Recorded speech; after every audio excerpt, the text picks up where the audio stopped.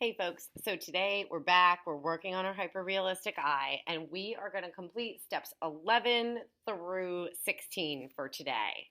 So, the first thing we want to do for step number 11 is we want to pay a little bit more attention to the edge of this outer iris.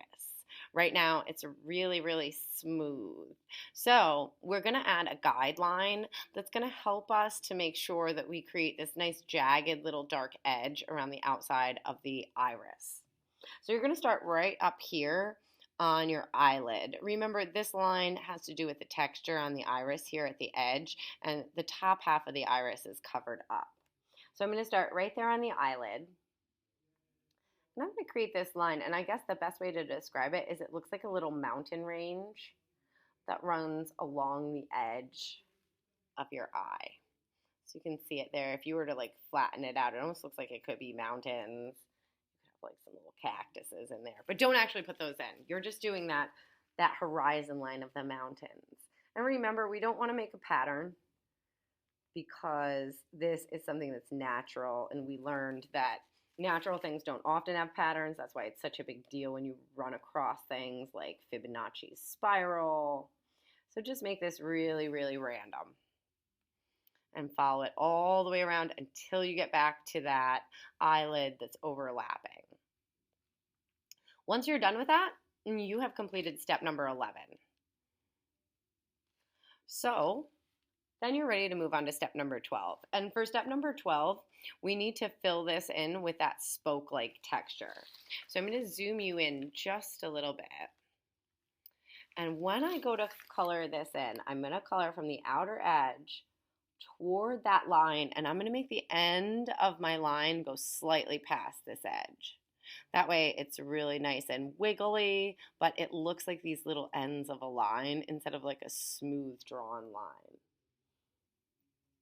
I'm just gently coloring in. And remember, it's so important to remember that when you're coloring things in, it's always working in this spoke-like pattern.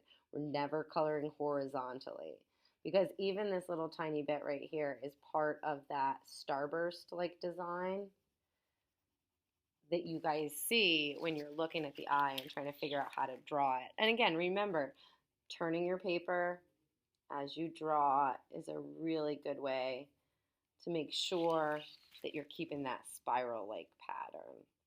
So my hand will be out of the way here in just a second as I work my way around the outside edge of the eye. So you can see it's giving me this really nice jagged little edge. It really has a nice detail to it already. Having those ups and downs is making it super easy to just color right along that line. So thinking about them beforehand and creating some guidelines is a good way to make sure you can stay focused and not sort of forget what you're doing as you're coloring around here, because it does take a little bit of time. But again, as I said in the beginning of this lesson, all of this time is going to be well worth the effort. So I'm close to the top. I don't want to go across the bottom of the eyelid because this is part of that textural design that is on the actual iris.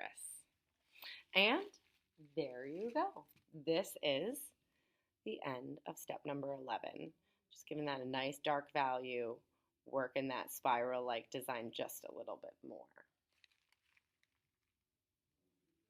Now for step number 13, we want to break this up a little bit because we know that the texture of the iris really goes up and down. So you're going to have some highlights that happen here around the edge. And we know from the steps that we went over when we were talking about steps 5 through 10 that your eraser is the drawing tool that you use when you're drawing highlights on colored surfaces that already have their half gray in them, their half tone. So I'm going to zoom you back out just a little bit here.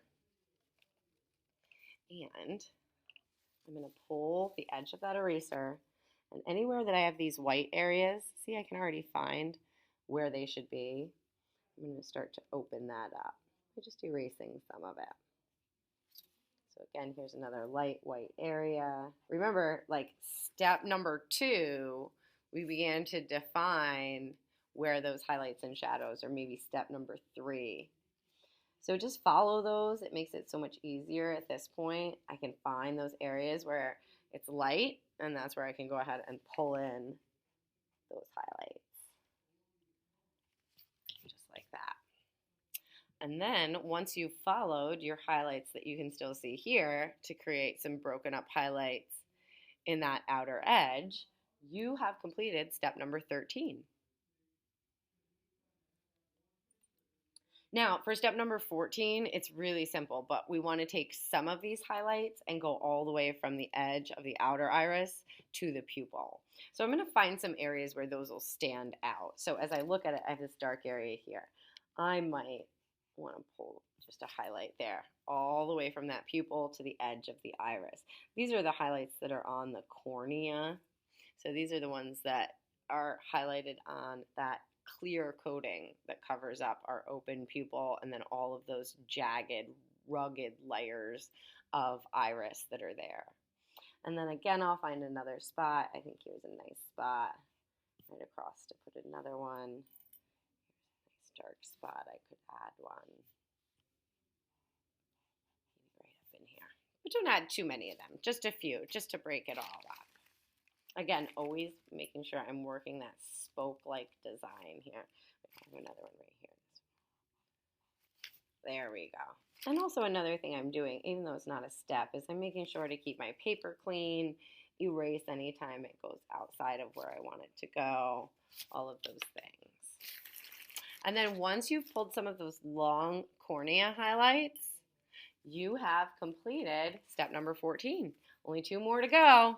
It's not too bad.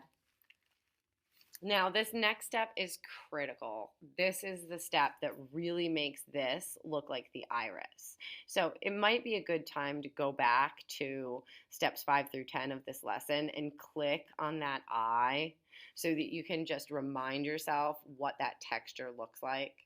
But essentially what we're going to be doing is putting in those big loops, just like that, the texture that you can see that inner iris behind.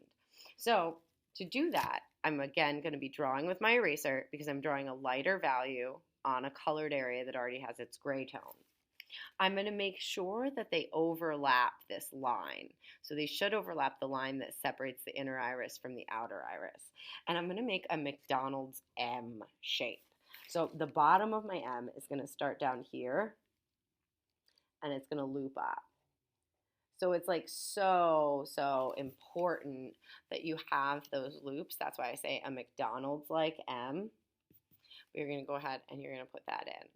Now, before you move away from this, and you can even keep your finger right at it, you need to add some shadows. Because remember, this is like a net that overlaps that inner iris.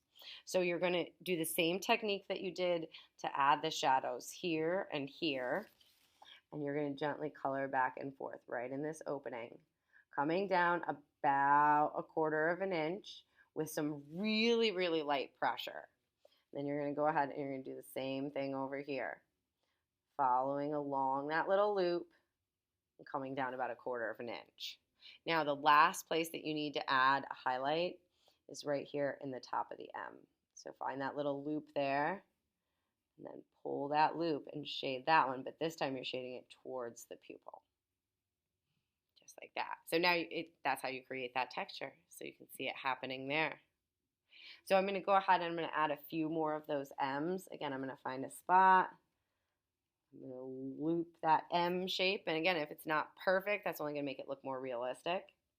Before I do anything else, I'm going to identify that curve that's the bottom of the M, and add a little bit of my shading in there, and that curve that's the top of the M, and add some of my shading in there.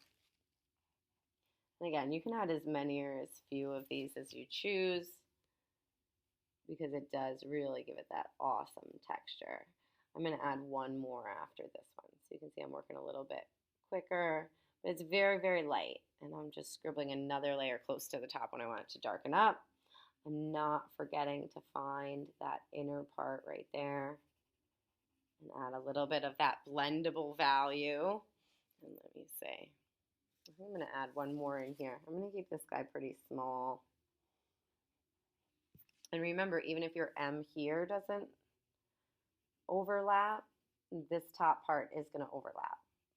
So your M can be a little bit smaller every once in a while, and then you just need to tie it in when you get up here.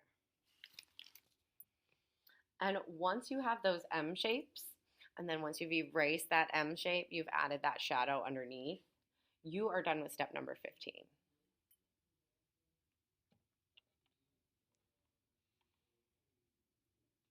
So now that we have those great McDonald's like M shapes and we have their shadow underneath, for step number 16, you are going to be blending and you're going to be putting a soft blend in another area. Because now I think you get the idea that whenever we do one of these blends where you're going to gather some of that graphite on the end of your blender and then use it to draw with, we want to do those steps, step 1 and step 2, like boom, boom, one right after the other. So I'm going to take my blender here. And again, I'm making sure that it's the appropriate size, and I'm going to blend the bottom of these M's so that they really match with the rest of the drawing. So you can see it really softened it up and blended it in. And I'm going to go ahead and I'm going to blend all of the M's first. Always using that same spot on my blender here. Got one more here. A nice blend in there, nice blend in there. And now I'm going to take the graphite from my blender here and I'm going to begin to apply it to the edge of the sclera or the white of the eye. So I'm going to follow right along that edge on one side and I'm going to let it blend out a little bit, but I don't want to get rid of that white of the eye. I can always go back to my drawing here and blend in these parts just a little bit. Those bottom edges. Grabbing some of that graphite, maybe going back to make sure my M's are blended a little bit.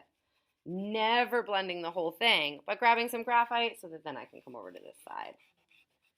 And I can use that blend right here on the edge of the sclera, so not in that tear duct. That's why it's so important to learn that anatomy, but to start going ahead and getting it there at the top of the sclera and down around the bottom without pulling it too close. And then you have completed step number 16, just blending underneath here. And since we did a blend, we know it's a great time to take some of that leftover graphite. We're going to start to work our sclera.